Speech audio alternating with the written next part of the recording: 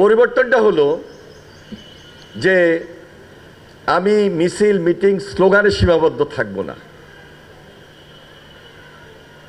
রাজনীতির বাহিরে একজন রাজনীতিবিদের কাজ, সেটা মানবিকতা হতে পারে, মানবিক কাজ। সামাজিকভাবে সমাজের জন্য কিছু কাজ,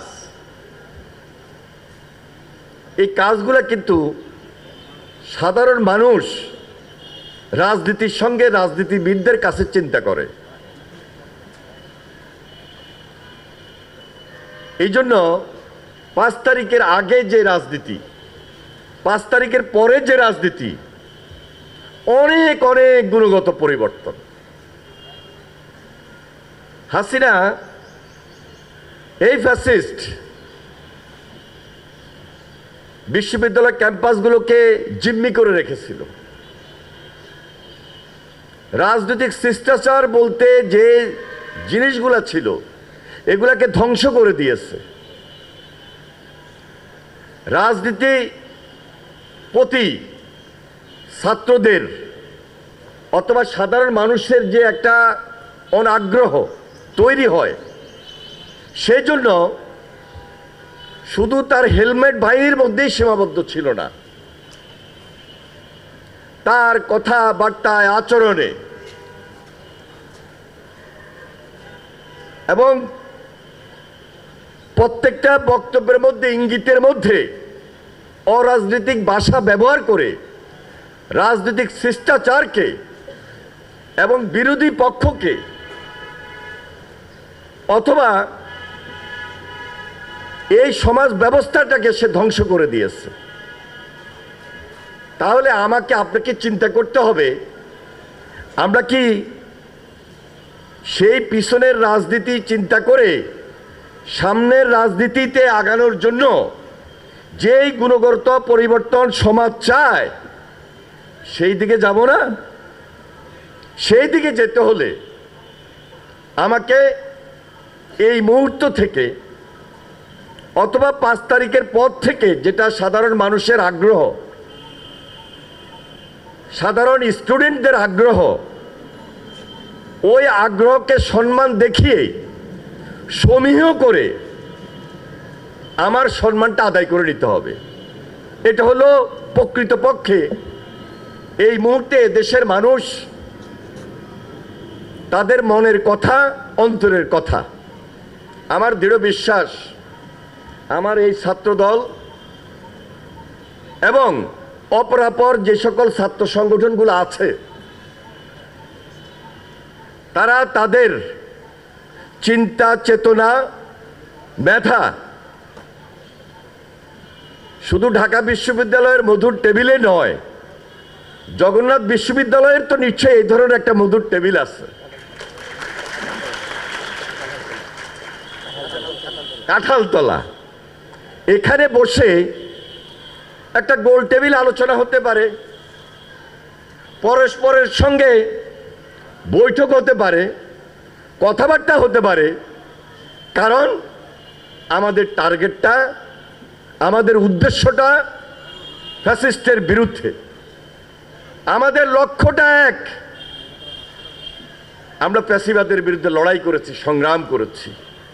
এই ধরনের পরিবেশে আসলে আমি নিজে আসলে স্বাভাবিক কারণেই একটু ইমোশনাল হয়ে যাই। আমি এই জগন্নাথ বিশ্ববিদ্যালয়ে এমন কোনো ক্লাসরুম নেই যে ক্লাসরুমে আমি না গিয়ে প্রচার প্রচারণায় অংশগ্রহণ না করেছি। আমি যখন ছাত্রদলের প্রেসিডেন্ট ছিলাম 1996 সন, এই 97 সনে আমি জগন্নাথ বিশ্ববিদ্যালয়ে এসে ক্লাসরুমে গিয়েছি, ক্যান্টিনে গিয়েছি, লাইব্রেরিতে গিয়েছি, এই এলাকার মধ্যে থেকে সভা করেছি, সমাবেশ করেছি, আবেদন করেছি এবং জাতীয়তাবাদী ছাত্রদলকে সবচেয়ে বড় ছাত্র সংগঠন হিসাবে পাওয়ার ক্ষেত্রে ভূমিকা রাখার চেষ্টা করেছি।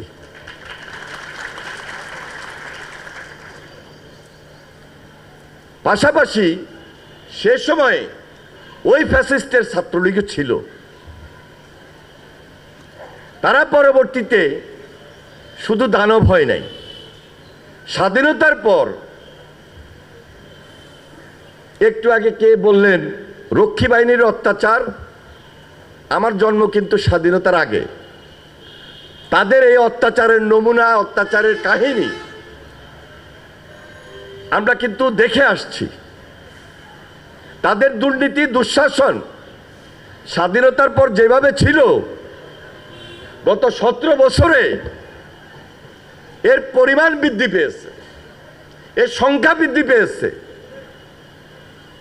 তারা কখনোই গণতান্ত্রিক রাষ্ট্র গড়ে উঠবে, গণতান্ত্রিক রাষ্ট্র ব্যবস্থা কায়েম হবে, সকল রাজনৈতিক দল আলোচনার ভিত্তিতে সমাজ ব্যবস্থাকে সুদৃঢ় করবে, এই সাংবাদিক সমিতির জন্য অথবা এই গণমাধ্যমের জন্য ভূমিকা পালন করবে, ওই রাজনীতিতে বিশ্বাসী ছিল না।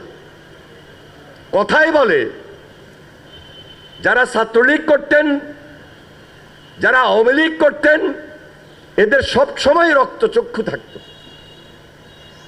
এবং একটা দোকানে গিয়ে অথবা একটা টেবিলে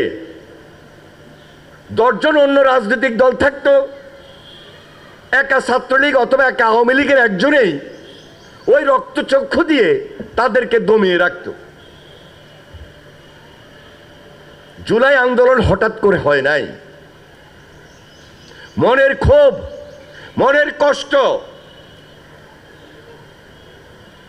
আমাদের ত্যাগ, আমাদের শ্রম, গুম খুন, অত্যাচার, নির্যাতন,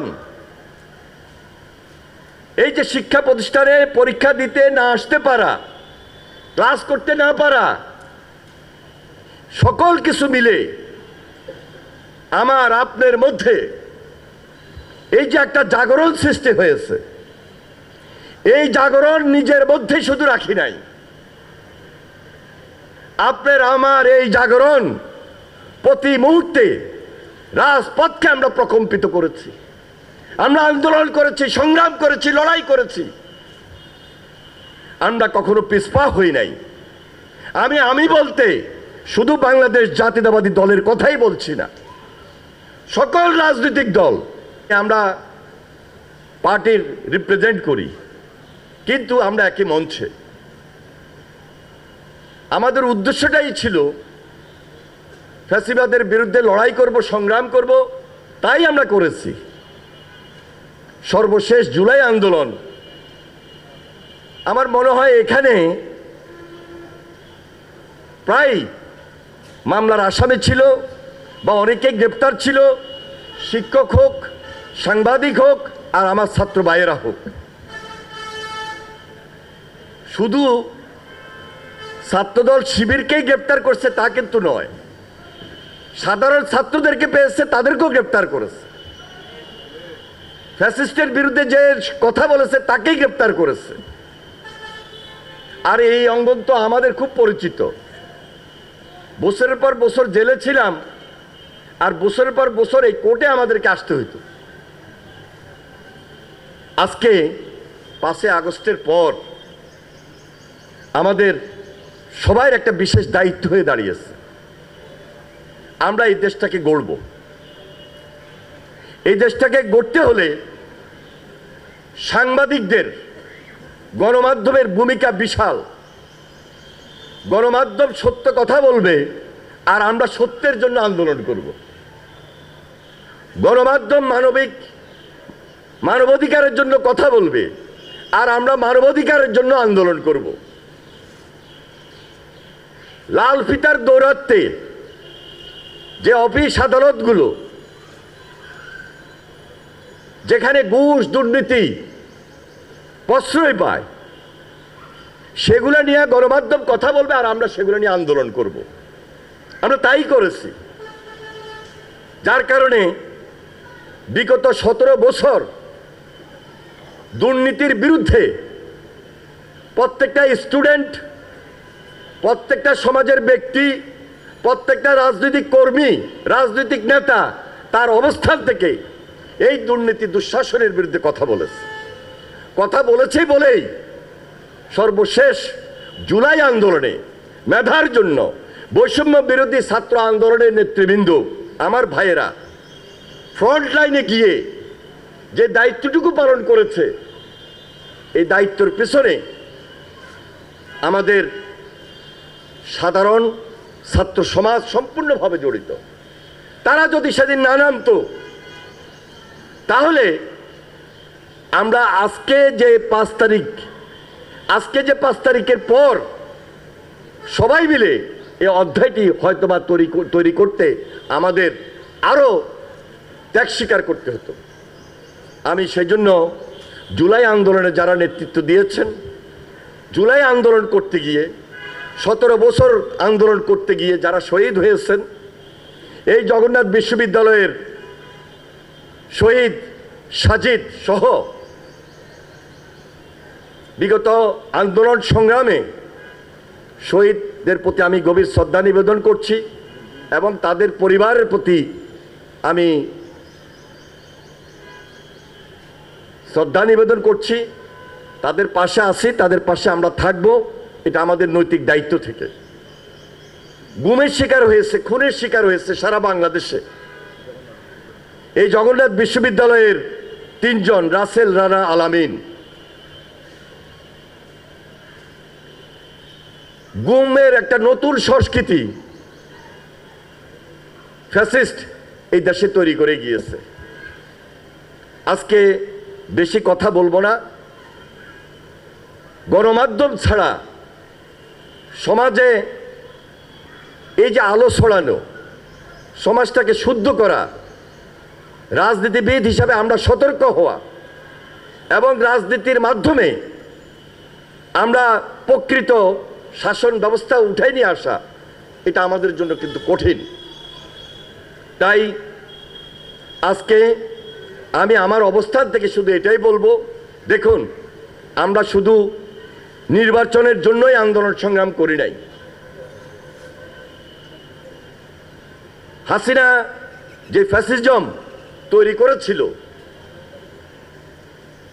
এক ব্যক্তির শাসন, একদলীয় শাসন, আমরা 2018 পর থেকে খুব গভীরভাবে চিন্তা করেছি এবং আমাদের ভারপ্রাপ্ত চেয়ারম্যান জনাব তারেক রহমান খুব স্পষ্ট করেই 2020, 21, 22, 23, 24 এখন পর্যন্ত সেই 31 দফাকে নিয়েই সামনে এগুচ্ছেন।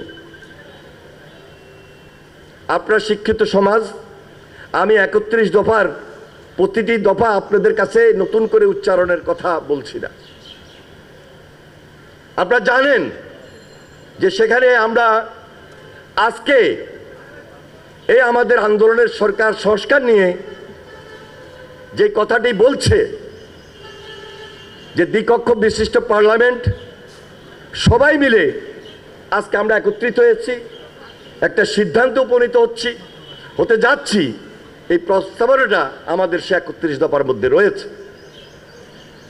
আমরা খুব স্পষ্টভাবেই বলেছি